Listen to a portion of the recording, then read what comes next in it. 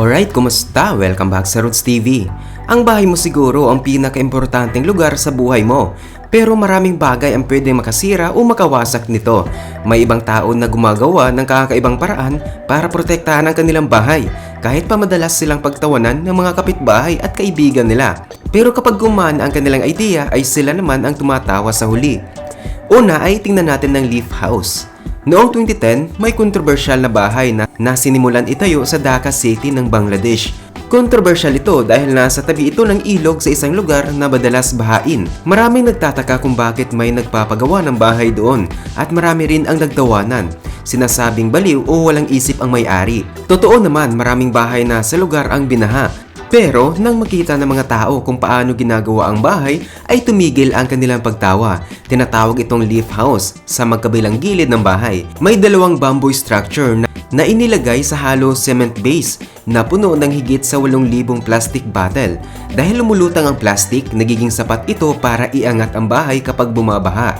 Walang ginawang flood defenses ang bahay.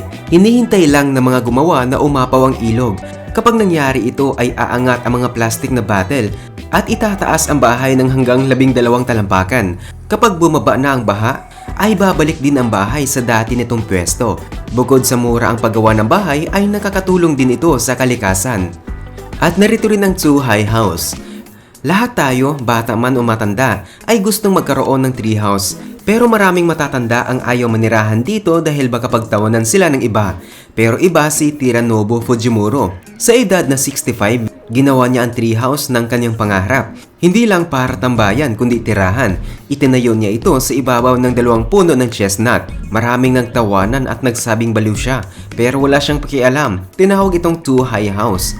Ang bahay ay gawa sa 100% natural na materyales. Kahit mukhang mapanganib ay matibay ito laban sa natural na sakuna tulad ng lindol. Dahil nakapatong ito sa matandang puno, mas ligtas ito kumpara sa mga bahay sa lupa. Kahit maliit ay maganda at komportable ito sa loob. Sabi ni Teranobu ay mahal niya ang paninirahan dito. At narito rin ang Hurricane Home.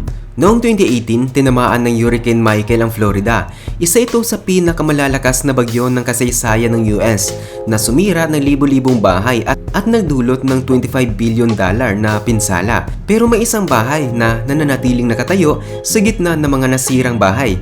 Ito ay itinayo ni na Russell King at Dr. Lebron Lackey na may layuning labanan ang kahit anong bagyo. Kahit umabot sa 155 miles kada oras ang hangin ng bagyo, ay hindi ito nasira. Nung una, pinagtawanan sila ng mga tao dahil kakaiba ang disenyo ng bahay at hindi ito sumusunod sa maigpit na building codes ng Florida. Pero nang masira ang lahat ng bahay sa paligid, ang bahay nila ang natira at nakapagligtas pa ng mga bahay sa likod nito. Ang bahay ay nakatayo sa 40 feet na konkretong poste, may dingding na 1 talampakang kapal at bubong na may 3,000 hurricane clips. Sana ay natutunan ng mga kapitbahay nila minsan, ang pagiging kakaiba ay ang mas matibay. At narito rin ang sprinkler success. Noong 2017, isang napakalaking wildfire ang tumama sa Kansas, USA. Isa ito sa pinakamalaking sunog sa kasaysayan ng Kansas. Maraming tao ang nagdesisyon na lumikas at iwan na lang ang kanilang mga bahay dahil akala nila na wala ng pag-asang mailigtas sa mga ito. Ngunit iba ang naging diskarte ng isang residente na si Daniel Tajman. Naisip ni Daniel na buksan ng kanyang sprinklers habang nagaganap ang wildfire. Maraming nagtawanan at nagsabing hindi ito gagana, maluba ang sunog. At sino nga ba ang mag-aakala na ang simpleng backyard sprinkler ay kaya nitong labanan ng apoy? Sa kalaunan, umalis din si Daniel at ang kanyang pamilya upang maging ligtas. Ngunit iniwan niyang bukas ang sprinklers bilang pag-asa na kahit papaano ay makakatulong ito sa pag-iwas sa pinsala ng apoy. Habang nasa ligtas na lugar, nanood si Daniel at ang kanyang pamilya ng balita tungkol sa sunog. Laking gulat niya nang makita ang isang imahe ng sunog. Lahat ng paligid ay nasunog maliban sa isang luntiang bahagi, ang kanyang bahay. Ang bahay ni Daniel ang natatanging ligtas sa gitna ng pagkasunog ng mga damuhan. Ang larawang ito ay kuha mula sa isang Kansas Army National Guard Black Hawk helicopter na nagbuhos ng higit 33 galon ng tubig sa sunog. Pero hindi na nila kinakailangang lagyan ng tubig ang bahay ni Daniel dahil sapat na ang ginawa niyang sprinklers. At narito rin ang foil versus fire. Sa mga nagdaang taon, maraming sunog ang tumama sa California na nagdulot ng napakalaking pinsala. Noong 2018, umabot sa $400 billion ang halaga ng nasirang ari-arian dahil sa mga wildfire. Isa sa mga pinakamapanganib na lugar kapag may sunog ay ang lumang kahoy na cabin sa kagubatan. Noong 2014, 5 makasaysayang cabin ang halos maabo dahil sa sunog.